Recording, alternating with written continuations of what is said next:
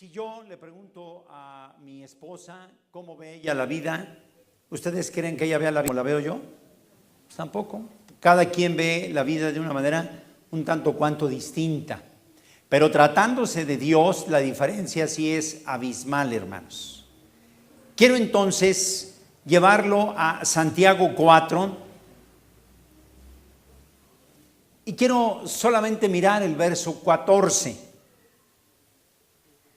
Podríamos mirar desde antes en el contexto, pero voy a verlo nada más en el verso 14. Dice el verso 14, cuando no sabéis lo que será el mañana. La realidad es que usted y yo no sabemos lo que es el día de mañana. Quien sí lo sabe es Dios. Usted y yo no lo sabemos. Solemos hacer planes para mañana. Solemos hacer planes para dentro de unas horas. Esa es la vida que estamos concibiendo nosotros. Dios tiene una visión diferente a nosotros. Él va marcando ciertos pasos. Él tiene ciertos propósitos. Ciertamente, dice la Escritura así, ¿qué es vuestra vida? ¿Qué es vuestra vida? Ciertamente es neblina que se aparece. ¿Por cuánto tiempo, hermanos? Por un poco de tiempo y después se desvanece. La vida es así, hermanos, fugaz, pasa rápidamente. Ayer, por alguna circunstancia de mis nietos, estábamos viendo un documento oficial y era impresionante recordar la edad de ellos. O sea, qué barbaridad. Creo que nos pasa muy a menudo. Qué barbaridad. Tan rápido ya tienen tantos años. Tan rápido ya están en la primaria, tan rápido están en la secundaria. Qué barbaridad, ya están en la preparatoria. Ya se casaron. La vida es así, hermanos. Fugaz, pasa, se desvanece. Pero dentro de todo ello, mis hermanos, hay varios asuntos que me parece a mí que este pasaje en cuestión tiene muchas aristas, es decir, muchos ángulos desde el cual podemos y debemos de ver este pasaje y la vida misma. Quiero reflexionar con usted en 2 o 3 aspectos. En principio de cuentas, decirle a usted que usted y yo no vemos las cosas tal y como realmente son. No sé si me doy a entender, hermanos. Usted y yo no vemos las cosas tal y como realmente son. Cuando nosotros miramos algo, tenemos de alguna manera o de otra cierta predisposición a ver las cosas de tal o cual manera. Un ejemplo, yo paso por alguna calle y esa calle no me inspira en lo más mínimo confianza y me siento inseguro. Ayer o hoy, no recuerdo, sucedió eso, que yo le explicaba un asunto a mi yerno Héctor y a mi hija Patti acerca de una circunstancia determinada con mis nietos, que los llevamos a algún lugarcito el otro día, los llevamos a un museo, ahí en el centro de la ciudad, me parece que se divirtieron mucho, y me decía Héctor, suegro, ¿y no es muy peligroso por ahí? Le digo, no. Hay cosas que por alguna razón nos hacen mirar las situaciones de una manera muy específica. Llega un nuevo jefe a la oficina y de repente no falta quien diga, ¡ay! Ten cuidado con él. Ah, no, de este señor me han dicho tal o cual cosa.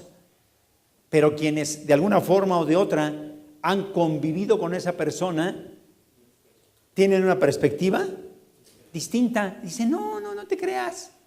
A este señor lo conocí, mira, yo trabajé con él. Y nos dan un panorama realmente distinto. Por eso digo, no vemos las cosas realmente como son, sino más bien las vemos de acuerdo con nuestro modo de ser. La vida la vemos según nuestra manera de ser. Una persona que por naturaleza es triste, ¿cómo ve la vida, hermanos? La ve muy distinta, la ve triste, la ve amarga. No le gusta infinidad de cosas. En Canadá, por ejemplo, aquí hay un hermano que ha vivido en Canadá, no lo veo ahora, ha vivido en Canadá, y yo llegué a platicar con él. Conozco a alguien que vive en Canadá o que ha vivido en Canadá, y el común denominador de la gente del Canadá es que les da mucha tristeza a la vida. ¿Por qué? Porque ahí no hay sol, porque en Canadá las horas de luz son muy poquitas. En Canadá hay algunas zonas de Canadá que son muy tristes. Incluso la gente hace sus actividades y sus trabajos, pero no sale a la calle como nosotros, sino que todo se hace por abajo en túneles, y ahí se trasladan al mall, al supermercado, a la escuela, a muchos lados, porque la vida en el exterior no es fácil llevarla a cabo. Entonces, quiera uno o no, una vida de esa naturaleza, neurológicamente, a la persona que vive en esos lugares le produce algo diferente a las personas que podemos mirar el sol, el polvo, el smog, el ruido y tantas cosas más. La vida se ve de acuerdo a nuestra manera de ser, entonces. En segundo lugar, le quiero decir que la manera en que ves tu vida, hermano, hermana, la manera en que ves tu vida, eso forma realmente parte integral de tu vida.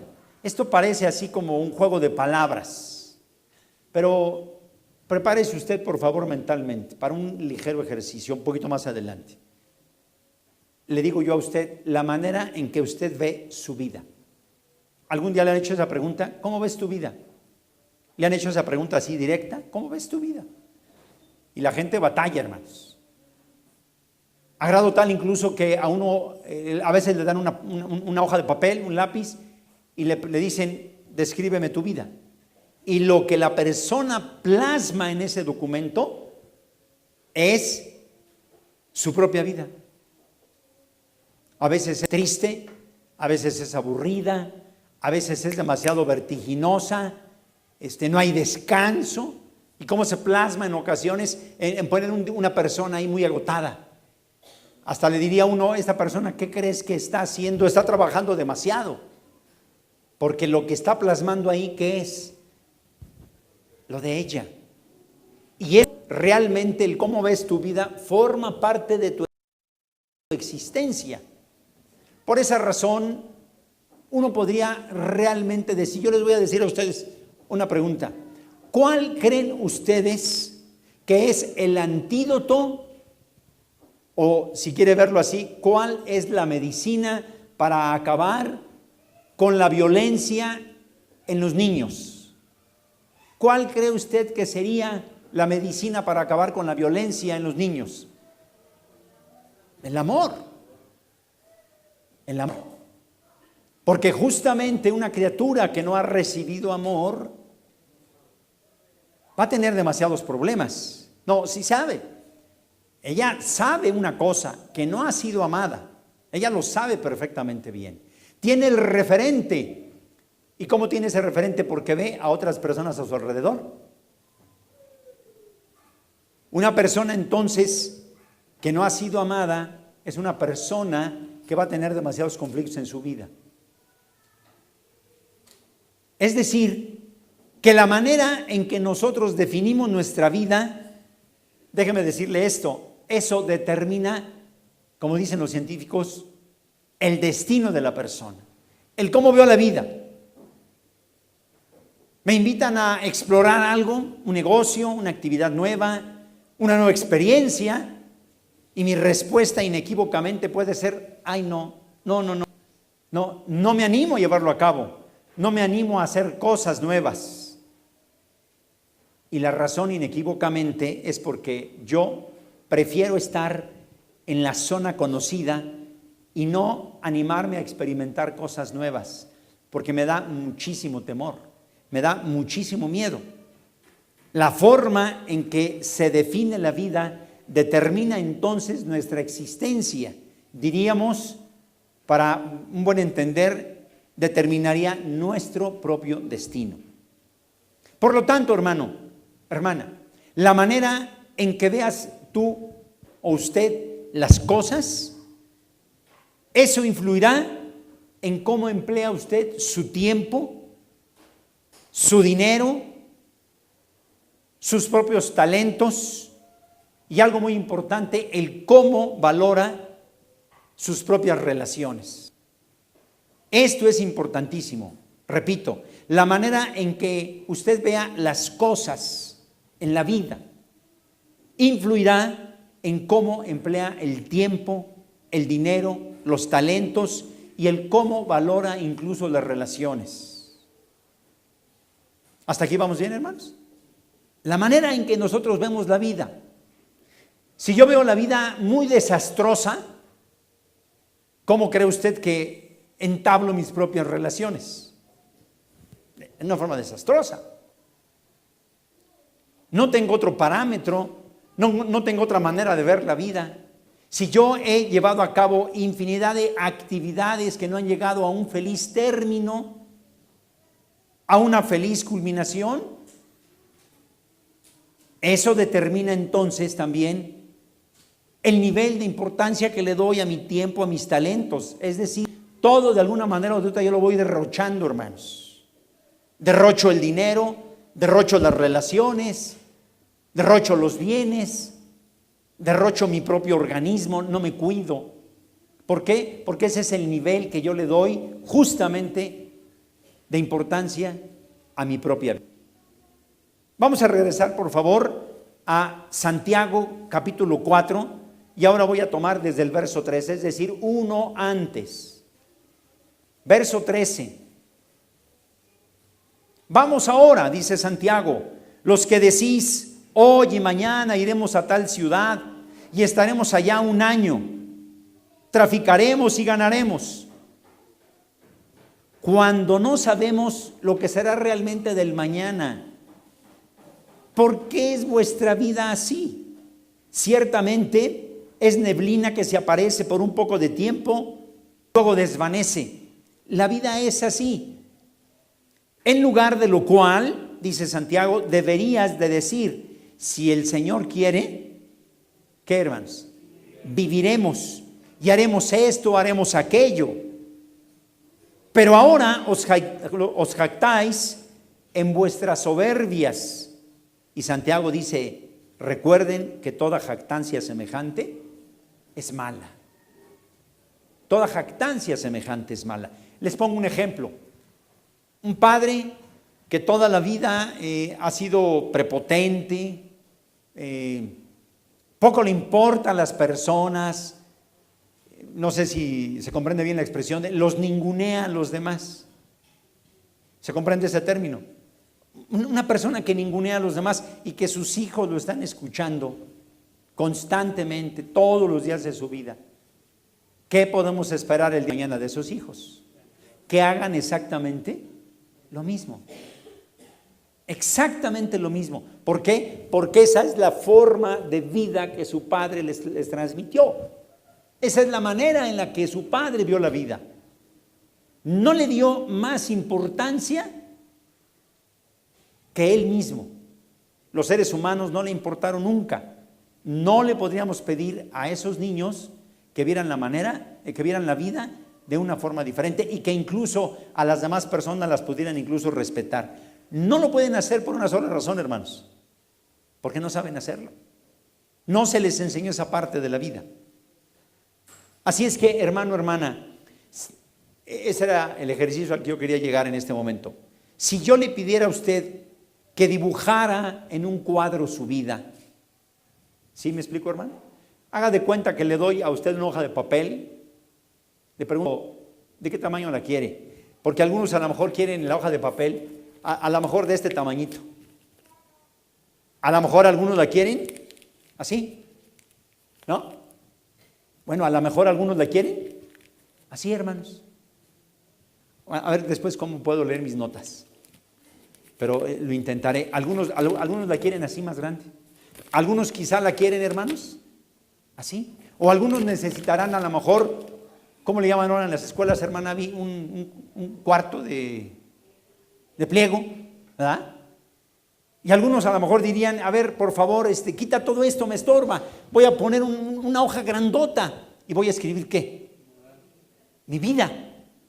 Yo le digo lo mismo a él o a ella. Dibuja en un cuadro tu vida. Y esa persona entonces va a describir toda su vida y necesita un espacio grandísimo para anotar ahí hasta los más mínimos detalles. Yo le pregunto a usted, si usted tratara de hacer ese cuadro, yo no sé, pero usted sí lo sabe, ¿qué imagen le viene a la mente? ¿Me explico? A veces me suelen decir a mí algunas personas, no tengo nada en mi mente, estoy en blanco. Esos son mecanismos de evasión. Haz el esfuerzo, trae a tu mente la imagen de tu vida y plásmala. Nada, por más esfuerzos que hago, no es nada. Está bien, te voy a ayudar un poco. Dibújame a tu papá. Y a papá lo pueden dibujar rápido y le dan ciertos valores. Y le pregunto a esa persona, o yo voy a ir con usted, y yo le diría, imagínense que usted está describiendo a su papá, ¿qué valores le da? Y usted me empieza a describir, mi papá era muy amoroso, me acuerdo cuando me cargaba en medio de sus piernas, me hacía cariñitos, y empiezan a darle un valor. A ver, ahora describe mi mamá, y con mamá se atoran. A veces les pasa la inversa. Cada quien tiene su propia historia. La única realidad es que uno va plasmando ahí las finuras de la propia vida, hermanos. Y entonces eso me da como resultado mi comportamiento en medio de una sociedad. Porque sin duda alguna, mi querido hermano, hermana, lo que usted escriba o lo que yo escriba no es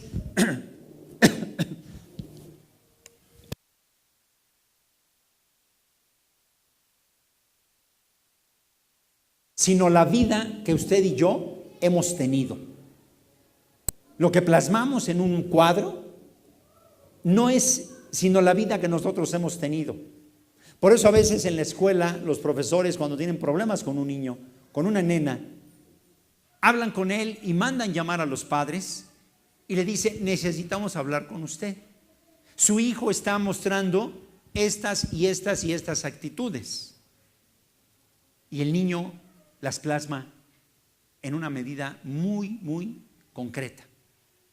Pone ahí pone dos imágenes peleándose, discutiendo, etcétera, etcétera. O dibuja la familia, pero falta alguien ahí.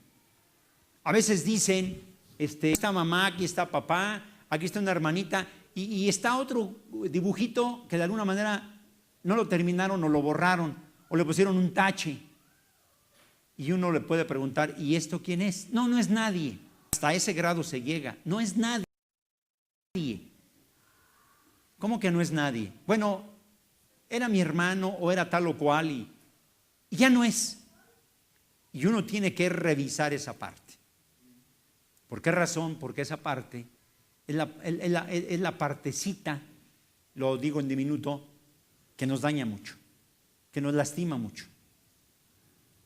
A veces en esos marcos no se quiere pintar a un hermano o a una hermana, porque a veces hay la sensación de que a mi hermano o a mi hermana se le dio demasiada importancia, o por él yo ya no conté. Y eso da como resultado, mis queridos hermanos, un gran problema, un enorme problema. Y entonces empezamos a ver la vida solamente desde nuestra propia perspectiva, y tendríamos que ir con el Señor y decirle, todo esto tú cómo lo miras, cómo lo miras. Hasta aquí yo digo, es cierto, en las manos de Dios todos llegamos con una historia, hermanos, salvo que usted me diga lo contrario y yo me parece que está perfecto, con una vida destrozada. ¿Me explico, hermanos? A las manos de Dios llegamos con dolor, con un sentimiento de reprobación, con un sentimiento de tristeza, de aniquilación. ¿Y qué es lo que Dios empezó a hacer en usted y en mí? Empezó a pasar su mano en mi cuerpo, en el suyo, y nos empezó a sanar. Eso es lo que dice la Escritura cuando dice que nosotros somos en las manos de Dios. Somos una arcilla maravillosa y Él, como un alfarero, nos empieza a formar y nos sana las heridas que teníamos cuando llegamos con Él. ¿Me explico, hermanos? El común denominador de las personas que no conocieron a Dios desde una temprana edad es que llegamos con un dolor determinado. Y le tenemos que pedir a Dios ayuda, justamente para que nos enseñe a mirar la vida diferente. Como el canto que el otro día me impactó, el solo hecho de leerlo y escucharlo, que usted cómo lo cantaba. ¿Se acuerda que cuando yo pasé aquí le dije, ¿qué dice aquí esta línea? Esta línea es tremenda. Quiero ver la vida como tú. Porque la vida como tú la miras y la vida como yo la miro son dos perspectivas diferentes. Yo puedo llegar a los pies de Dios con odio a mamá, con odio a papá, con odio a mis hermanos, con odio a la sociedad, con odio a la autoridad. Pero en las manos de Dios todo va a sanar. ¿Sí o no, hermanos? Pues déjeme decirle que no. Pero no porque Dios no quiera o no pueda sanarlo, sino porque yo muy probablemente no quiera que Él sane esa parte de mi vida. ¿Ok? ¿Qué dice Romanos capítulo 12? Romanos 12.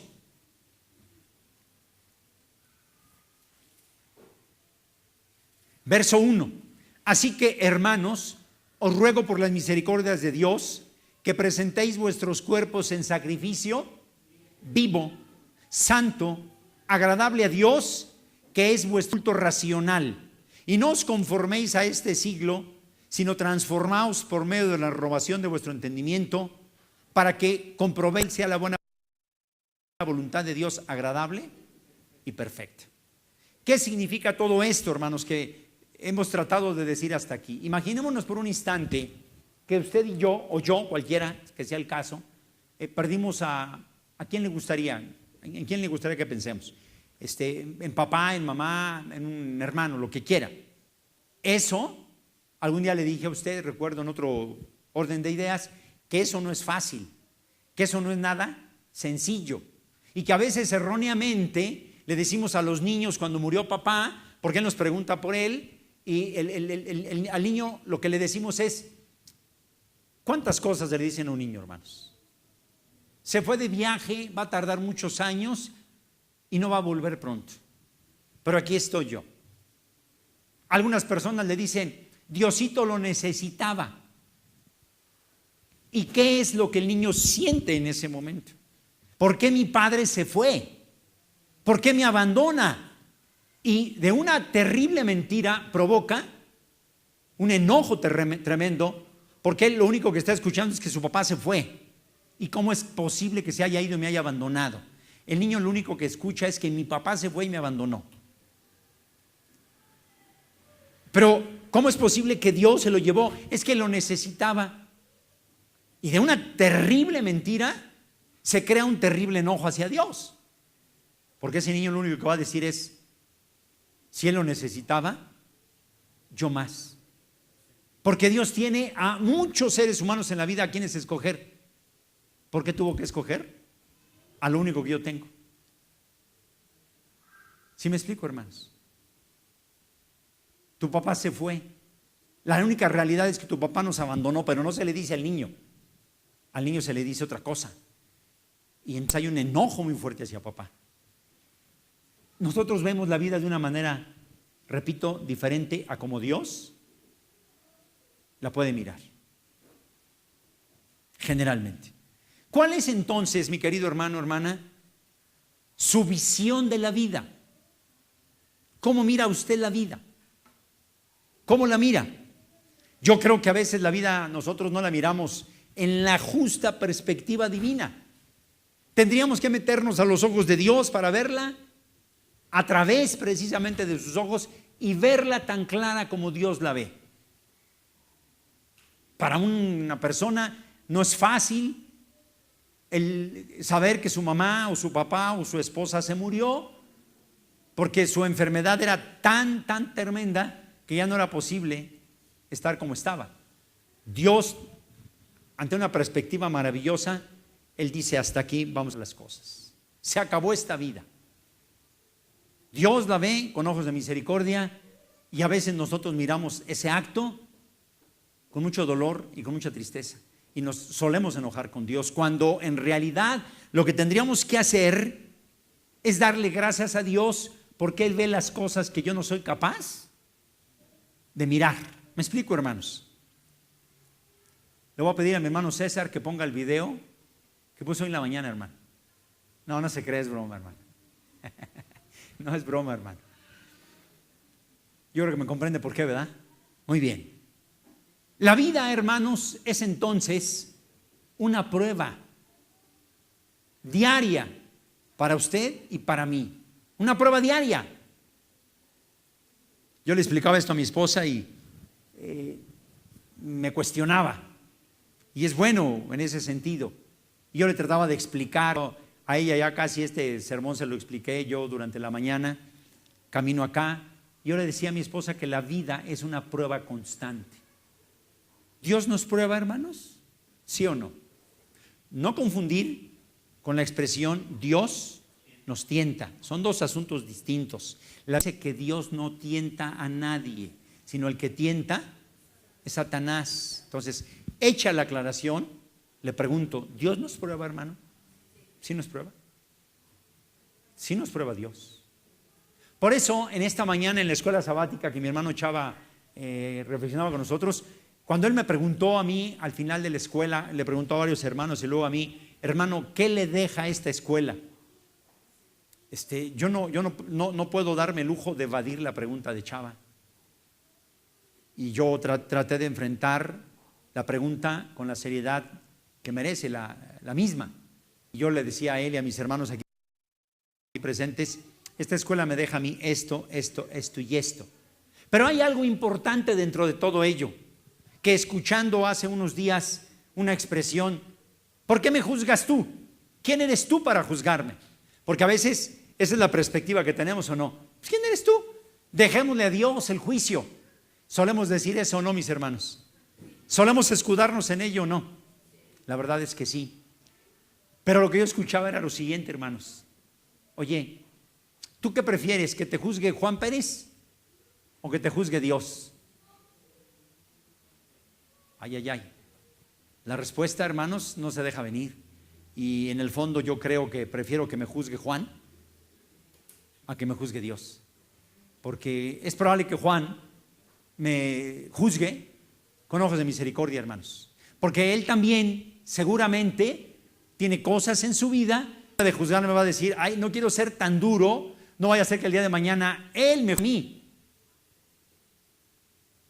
Lo cierto es que tarde o temprano Dios a nosotros nos va a juzgar. Pero a ver, en este orden de día le quiero preguntar: ¿qué ocurriría si a usted o a mí, Juan Pérez, que es el ejemplo que estoy poniendo, aquí no hay Juan Pérez, ¿verdad? Me va a decir: hermano, a mí no me meta en eso. Juan Pérez nos está juzgando y nos da una exhortación, una recomendación. Y ahí en ese momento, usted o yo reflexionamos y decimos: está bien, aquí le vamos a parar. Y en eso, en reflexionar en ello, lo que hacemos es corregir nuestra vida, hermanos. Y me corrijo, y se corrige usted. Y cuando invariablemente e indudablemente lleguemos a las manos de Dios, vamos a llegar corregidos. La severidad del juicio divino para nosotros, entiendo que va a ser más suave, hermanos, más suave. Entonces vale la pena, hermanos, vale la pena que me juzgue mi hermano, porque en ese sentido mi hermano a lo mejor tiene todo el tacto para hacerme ver que no puedo seguir en ese orden de ideas. Dios nos prueba todos los días de nuestra vida, hermanos, una y otra vez. Pregunto: ¿se prueba el carácter o no? Se prueba el carácter. ¿La fe se prueba o no, hermanos? La fe se prueba. ¿Se prueba o se pone a prueba la obediencia de nosotros? Claro que sí, hermanos. Me detengo un poco antes de seguir en este asunto. Y solamente les digo, ¿qué dice la Escritura en cuanto a la fe? Muéstrame qué cosa, tu fe, y yo te diré qué clase de fe tienes por tus obras. A Pedro se le dijo, ¿me amas? Se le estaba probando. ¿Y qué le contestó el Señor? Bueno, ¿qué le contestó Pedro al Señor? Tú sabes que te amo. Hasta que finalmente el Señor, ¿qué le dijo? Apacienta mis ovejas. Si verdaderamente me amas, apacienta mis ovejas. Nuestra fe entonces se pone a prueba, hermanos. Pregunto, ¿el carácter se prueba o no? Es muy fácil, mis queridos hermanos, ser religioso ahí en el mundo de la soledad. Pero usted y yo, se lo he dicho yo no sé cuántas veces, discúlpeme si se lo digo una vez más, la vida cristiana es simple y sencilla cuando vivimos solos, al estilo de Robinson Crusoe, hermanos. Porque no hay nadie con quien interactuar. Y si no interactuamos, tenemos la plena seguridad de que no vamos a tener problemas. Pero el Señor Jesús, ¿qué le dijo en ese orden de ideas al Padre? No te pido que los separes del mundo, sino te pido algo aún mucho más importante, que los guardes del mal. Se estaba poniendo a prueba el carácter, la fe. Dijo hace unos segundos aquí, me parece mi hermano Moisés, y me causó mucha gracia su comentario. En el pasado, una actitud determinada de otro, ¿cómo decía usted, Moy? Ya le hubiera puesto dos, ¿qué, hermano? Dos bofetadas, ¿no? Pero al llegar a las manos de Dios, no dudo que esas ganas existan, pero ¿qué debe haber? Un control de los impulsos, ¿o no? Un control de impulsos. No es que yo no sienta, pero lo puedo controlar, que es diferente, hermanos. Lo puedo controlar. Se pone a prueba la integridad de los seres humanos y sobre todo de los cristianos, hermanos. Se pone a prueba la integridad y se pone a prueba, hermano, hermana, la lealtad de las personas también. Todo eso se pone a prueba siempre, siempre. Y si usted está así como diciendo, oye, hermano Toño, ¿qué le ocurre? ¿Qué le pasa? Deténgase ahí, no siga adelante en su pensamiento y acompáñeme en 3 ejemplos nada más. ¿Le parece bien? Vayamos por favor a Génesis capítulo 22. A lo mejor al final no concordamos, pero déjeme explicárselo de esta manera. Génesis capítulo 22, por favor. Ya sabe usted de quién vamos a hablar. ¿De quién nos habla aquí la Escritura, hermanos? De Abraham, en un evento en donde la fe de Abraham es puesta a prueba en todos los sentidos, hermanos. Dice el verso 1 que aconteció después de estas cosas que probó Dios a Abraham y le dijo, Abraham, y él respondió, heme aquí. Y dijo, toma ahora tu hijo, tu único hijo Isaac, a quien amas. Oye, hermano, si ya bastante preocupación le debía de causar a este varón el que le dijera Dios, toma a tu hijo, como para que le dijera tu único hijo a quien amas. A ver, ¿de qué me estás hablando? ¿Qué me vas a pedir? ¿Qué me vas a solicitar? Y vete a tierra de Moriah. ¿Y qué más, hermanos? Y ofrécelo ahí en holocausto sobre uno de los montes que yo te diré. Pregunto, ¿entendía perfectamente Abraham lo que Dios le estaba diciendo, hermanos? ¿O a ciegas él iba a actuar? ¿Sabía lo que Dios le estaba diciendo? A ver, usted y yo que hubiéramos dicho, caray, pues pon el tuyo. ¿Yo por qué? ¿Cómo? No, hombre, pondríamos infinidad de pretextos, hermanos. Infinidad. Bueno, usted a lo mejor no. Y al tercer día, ¿qué hizo Abraham?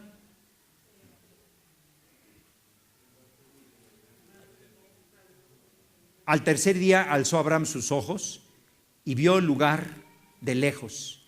Y entonces dijo Abraham a sus siervos: esperad aquí con el asno, y yo y el muchacho iremos hasta ahí. ¿Y qué haremos? Adoraremos y volveremos a vosotros. Y tomó Abraham la leña del holocausto y la puso sobre Isaac su hijo. Y él tomó en su mano el fuego y el cuchillo y se fueron ambos. Pregunto, ¿estaba listo Abraham? ¿Estaba replicando, hermanos? ¿Estaba discutiendo con Dios? ¿Qué estaba haciendo, hermanos? Le dije a usted, la obediencia nuestra se pone a prueba todos los días. Todos los días. ¿Y nuestra integridad? ¿Qué le dije? Se estaba probando la integridad de Abraham, hermanos, plenamente. Abraham no estaba discutiendo nada. Abraham simple y llanamente, y esto sí es algo mío, hasta este verso solamente le agrego yo, me parece que Abraham estaba sufriendo, hermanos. A él le dolía. El Señor le estaba diciendo a tu único hijo, a quien tú amas, ve y ofrécelo. ¿Sabría perfectamente Abraham lo que significaba esa palabra, ofrécelo en holocausto? ¿Sabría? Ya llevaba la leña, hermanos, ya llevaba el cuchillo. Ay, Dios de mi vida, ¿seríamos capaces con nuestro hijo? A ver, Moy, ¿con quién de los dos? Héctor, ¿Santiago o Diego? El de Moy, ¿verdad? Claro. Chava, a su único hijo a quien ama, ¿vale? Si vieran la cara que me está haciendo, hermanos. A ver, hermana Laura, de sus 3 hijas. Dices, no. Que sean las del hermano Loza. Pues ¿yo por qué? Yo estoy aquí en paz y tranquila. ¿Sí o no, hermanos? Pero no éramos nosotros. ¿Quién era? Era Abraham, un siervo de Dios, obediente, amigo de Dios, que veía la vida desde la perspectiva de Dios. Él la veía distinta, hermanos. Él escuchaba, haz esto. ¿Qué me está pidiendo Dios? No lo sé. Pero si Él me lo está pidiendo, hay algo bueno en ello. Y así se fue, hermanos. Se fueron juntos. Y entonces habló Isaac a Abraham, su padre, y dijo: Padre mío. Y él respondió: heme aquí, hijo mío. Y él le dijo: he aquí el fuego y la leña. Y observen la diferencia de Abraham, que dijo: ¿dónde está el cordero para el holocausto? El hijo sabía lo que iba a ocurrir. Lo que no entendía, que él era el holocausto, hermanos. Eso no lo entendía. Y respondió Abraham y dijo: Dios, ¿qué cosa? Se proveerá de cordero para el holocausto, hijo mío. Y no dijo más, e iban juntos. Y cuando llegaron al lugar que Dios le había dicho, todavía Abraham, en un acto de obediencia, de respeto, de reverencia, de una prueba de integridad plena, lo que hace ahí, hermanos, es adorar a Dios. ¿Sí o no, hermanos? Porque hizo un altar, compuso la leña y ató a Isaac, su hijo. Ay, Dios de mi vida. Y lo puso en el altar sobre la leña. Sabía que el momento había llegado. Y extendió Abraham su mano, tomó el cuchillo para degollar a su hijo, hermanos. ¿A qué grado llegó la obediencia de Abraham en relación a los designios divinos, hermanos? Absoluta y totalmente. Absolutamente. Entonces el ángel de Jehová le dio voces desde el cielo y dijo: Abraham, Abraham. Y él respondió: heme aquí. Y dijo: no extiendas tu mano sobre el muchacho, ni le hagas nada, porque ya conozco. A ver, ¿qué significa esto, hermanos? ¿Qué quería Dios? Saber qué había en el corazón de Abraham, hermanos. Él quería solamente eso. Solamente: ya conozco que temes a Dios, por cuanto no me rehusaste tu hijo, tu único. Pregunto entonces por segunda vez: ¿se prueba la fe de nosotros? ¿Se prueba nuestra integridad? ¿Nuestra lealtad a Dios? ¿Se prueba nuestro carácter? Se prueba todo, hermanos. ¿Nuestra obediencia se prueba? ¿Me amas, hijo? A la luz de esto, Dios nos dice: ¿me amas? ¿Cuál es nuestra respuesta? Sí, Señor, te amo. ¿Cuál es la respuesta de Dios? Guarda mis mandamientos. Nada más. Obedece. Obedece. Lo que Dios quiere, mis queridos hermanos, es ver al que en Abraham nuestro corazón. Segundo ejemplo, hermanos, ya no abordo más porque me parece que con lo que hemos leído es suficiente. Aquí mismo, un par de páginas adelante, vayamos al capítulo 29. Capítulo 29 del libro del Génesis. Ya sé que usted va a recordar perfectamente bien esta historia, hermanos, de Jacob. ¿Por quién, hermanos? No, por Raquel, ¿no? A ver, jóvenes que están en época de casamiento, a ver si reaccionan igual. Afortunadamente, mi amor, tú ya estamos casados. Ya no nos pega este ejemplo.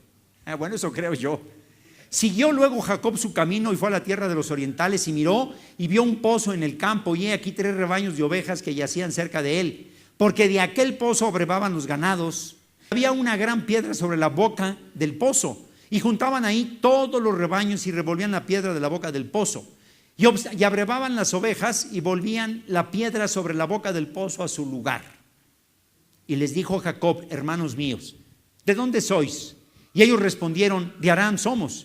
Y él les dijo: ¿conocéis a Labán, hijo de Nacor? Ellos dijeron: sí, le conocemos. Él les dijo: ¿está bien? Y ellos dijeron: bien. Y he aquí Raquel, su hija, viene con las ovejas. Él le dijo: he aquí, es aún muy de día, no es tiempo todavía de recoger el ganado.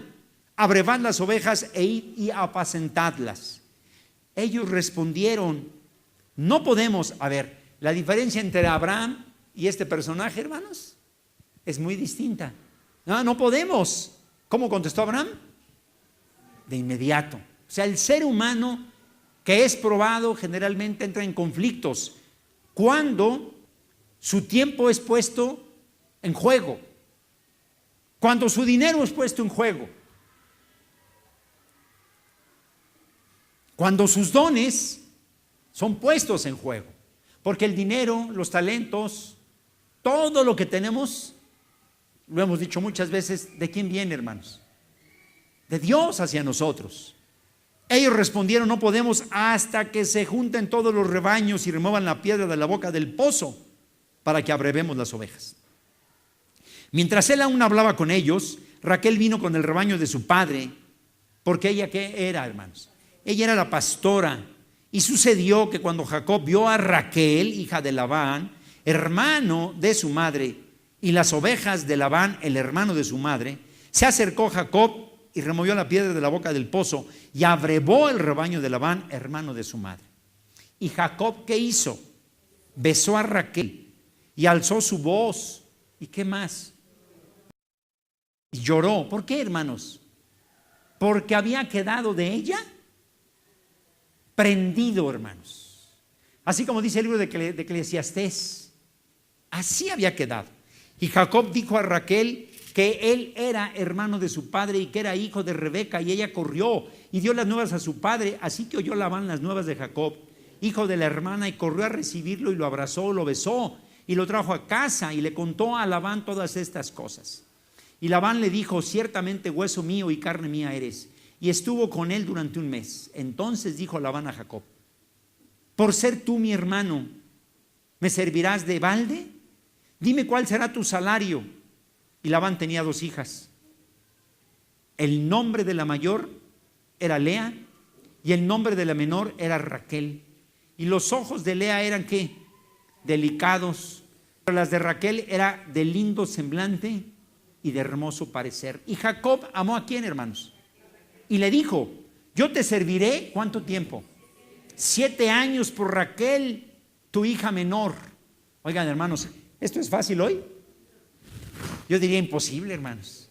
¿Quién en su sano juicio hace eso hoy, hermanos? ¿Quién? Y Labán respondió: mejor es que te la dé a ti y no que la dé a otro hombre. Quédate conmigo. Pregunto, ¿Dios estaba conociendo el pensamiento y el sentimiento de Labán? ¿Qué estaba haciendo Labán, hermanos? Ya en el fondo de su corazón, ¿qué estaba haciendo? Estaba engañando, no era sincero. no era correcto su actitud, no era él. Y entonces lo que él estaba haciendo era un engaño tremendo. Entonces dijo Jacob a Labán, quédate conmigo. Así sirvió Jacob, ¿por cuánto tiempo? Por 7 años. Y le parecieron poca cosa, hermanos.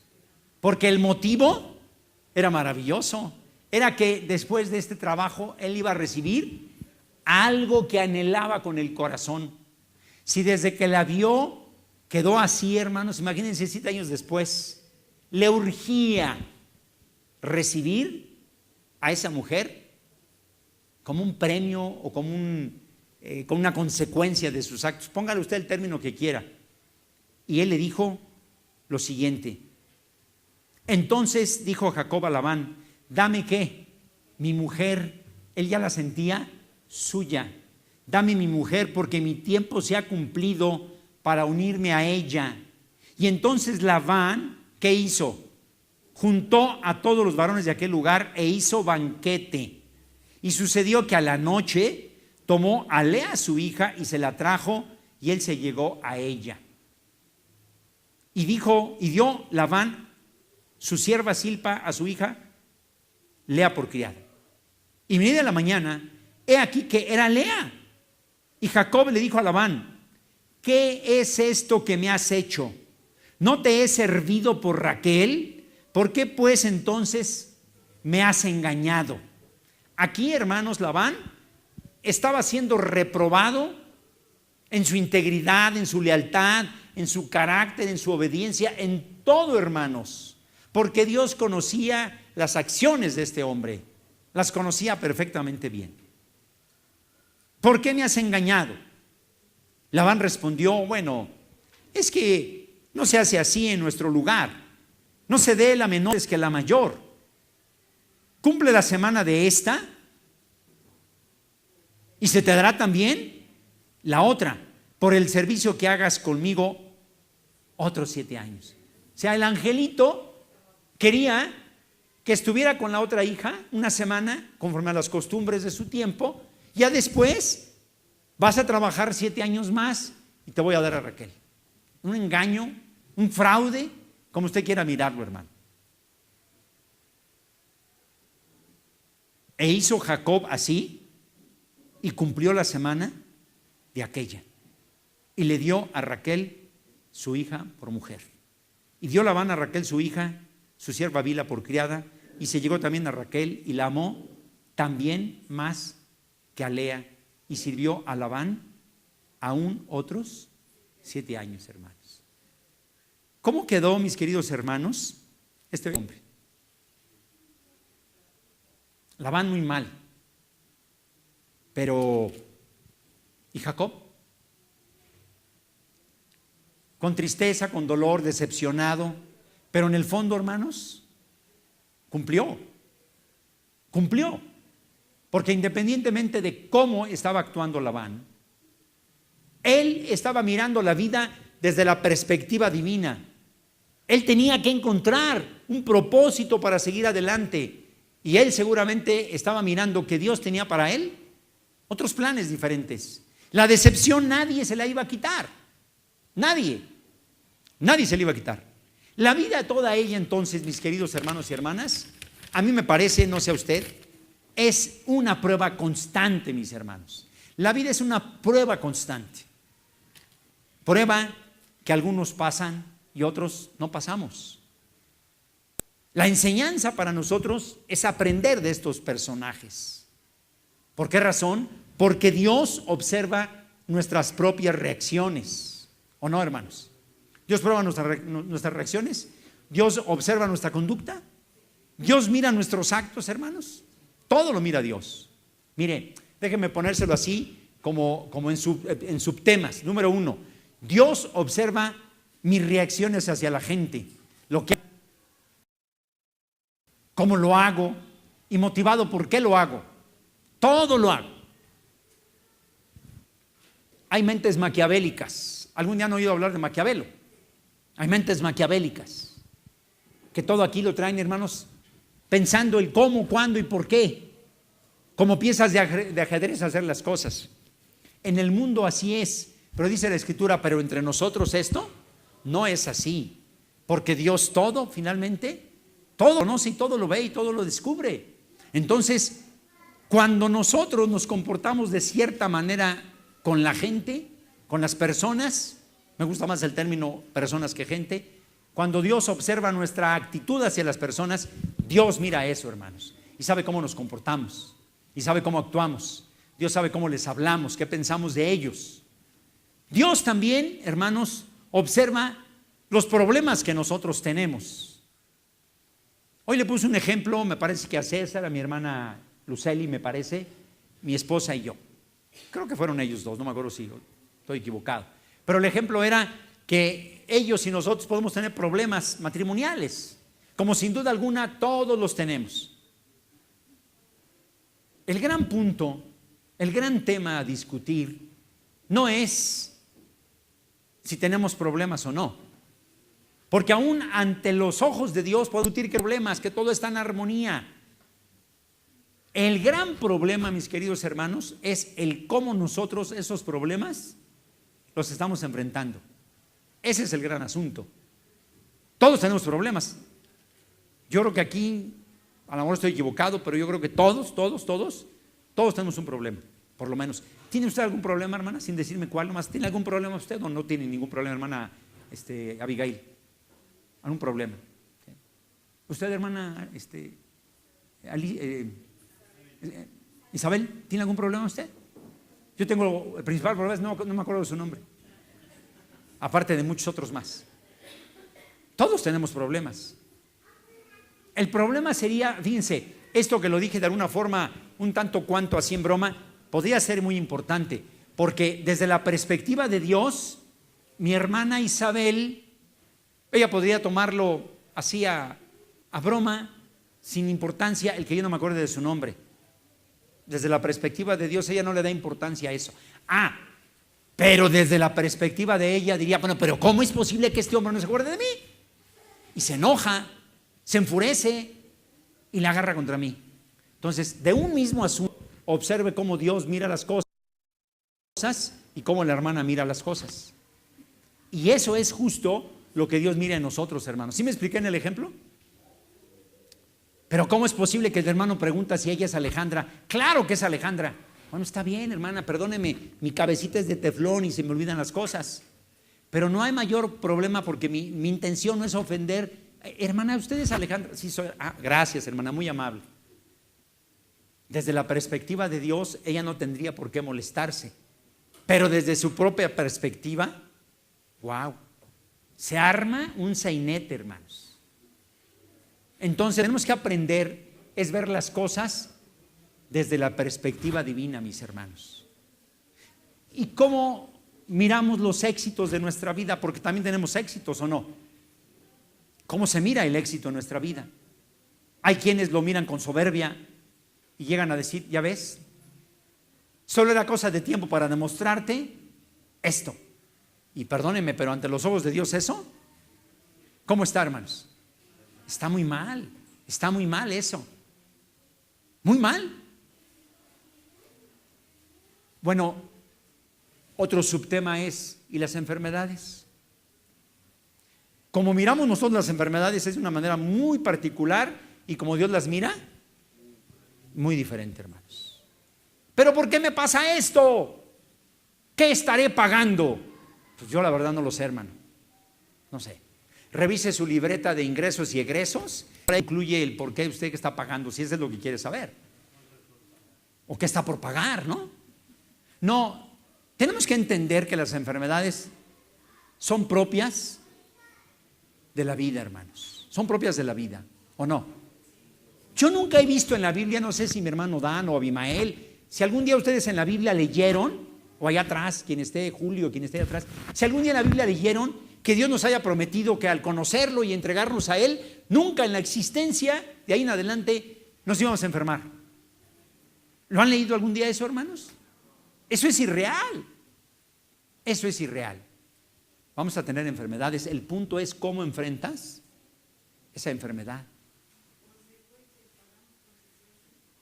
Sí, pero no necesariamente, hermana, discúlpeme, no está de acuerdo con usted, no necesariamente las enfermedades son consecuencia de una vida de pecado. No necesariamente, es simplemente el desgaste del organismo, hermanos. Póngale usted que sí. Ponga usted que sí. Hoy le decía a un hermano que me vino a saludar y me decía, ¿cómo está su organismo? Y como yo ya pasé un poco las de él, le digo, hermano, ¿y qué está haciendo ejercicio? Pues fíjese que no. No, fíjese que no. ¿Y qué hace, hermano? Solo trabajar. Bueno, y yo le dije, ¿y cómo le va en el trabajo? Excelente. ¿Y cómo anda la economía? Muy bien. Bueno, pues déjame decirle algo. Y ahí es donde nos gusta el comentario. Pero cada quien lo debe tomar como crea. Lamento decirle que al rato lo que ha ganado de dinero, ¿saben qué lo va a ocupar? En buscar que alguien le devuelva la salud.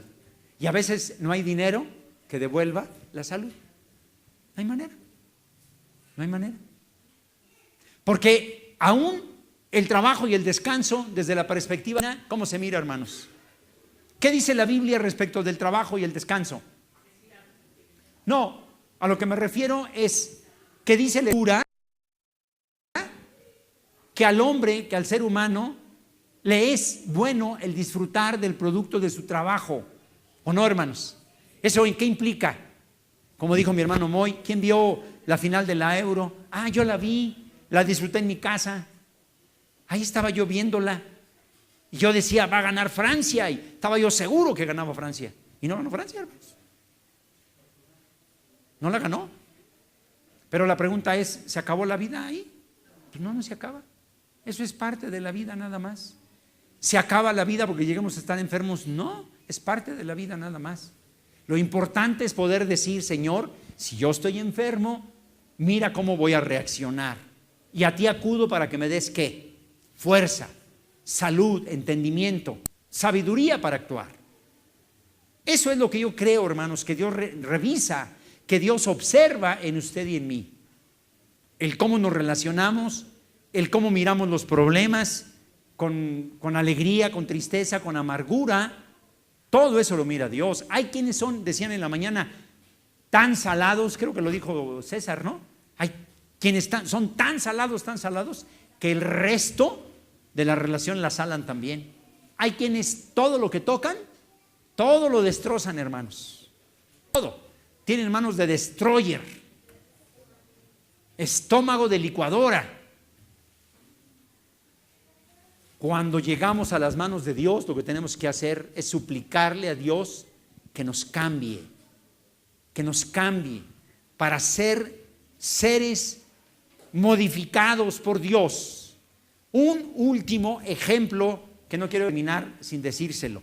Tenga la gentileza de acompañarme, hermano, al segundo libro de las Crónicas. Segundo libro de las Crónicas, capítulo 32.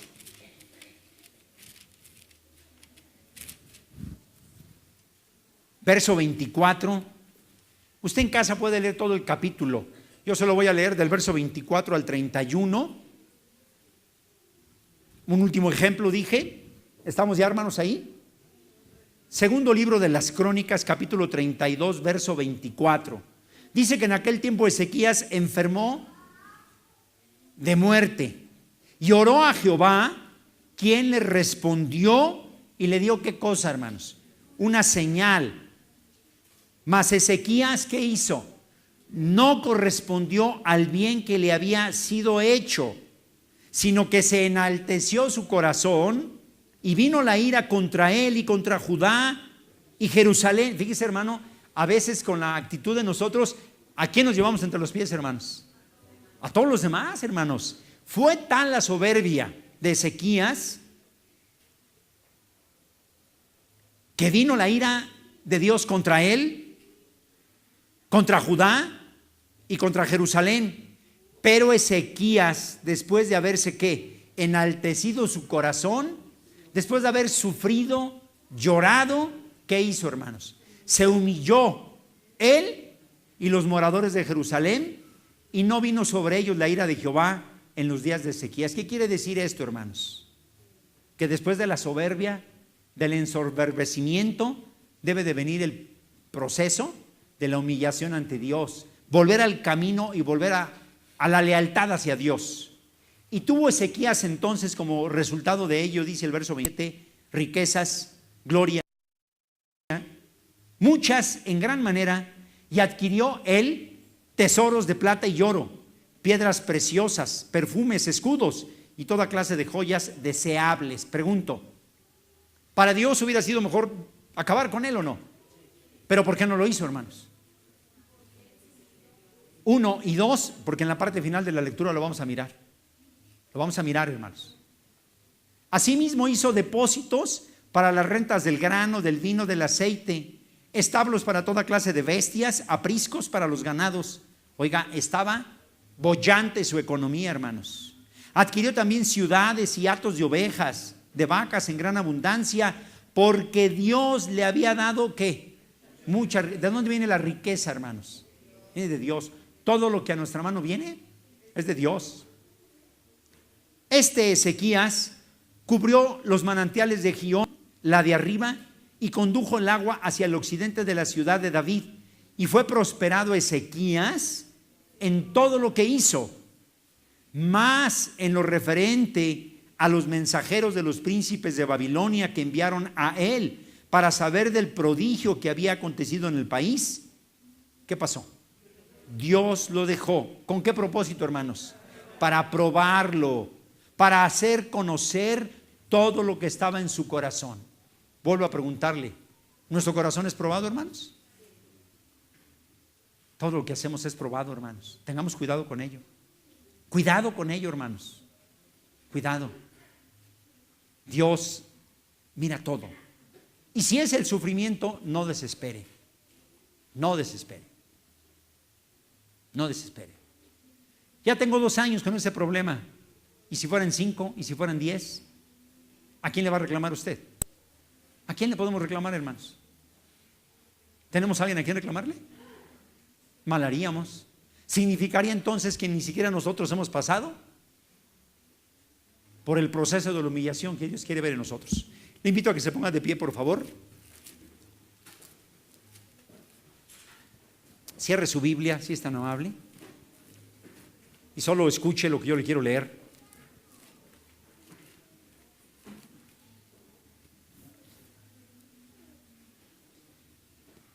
Dice Dios en su palabra: no nos ha sobrevenido ninguna tentación que no sea humana, pero fiel es Dios, que no os dejará ser tentados más allá.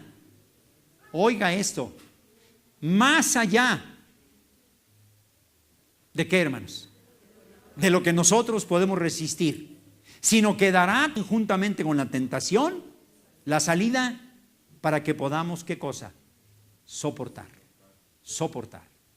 Así es que, hermano, hermana, Dios conoce todo. Dios mira las cosas de una manera y usted y yo las miramos de una forma distinta. Vale la pena entonces alinear nuestra visión de la vida a la visión de Dios, para comprender por qué nos pasan cosas, por qué nos ocurren cosas, y también, por qué no, como decía mi hermana Tere, en esta parte sí le doy a ella toda la razón, que tengo que ser consecuente con mis acciones. Es lo que decía usted, ¿no, hermana Tere? Tengo que ser consecuente con mis acciones. En otras palabras, tengo que ser responsable de mis propias acciones, porque eso sería lo peor en esta vida, que yo hago y no me responsabilizo, que yo me alimento de cierta manera y digo, pero Dios, soy tu hijo, ¿por qué me enfermo? Que yo no oro y aún así quiero que la bendición venga, que yo no obedezco a Dios y quiero que la abundancia en mi existencia exista. Ojalá que siempre nuestra vida esté, nuestra visión de la vida esté alineada a la visión que Dios tiene sobre la propia vida. Dios les bendiga, hermanos.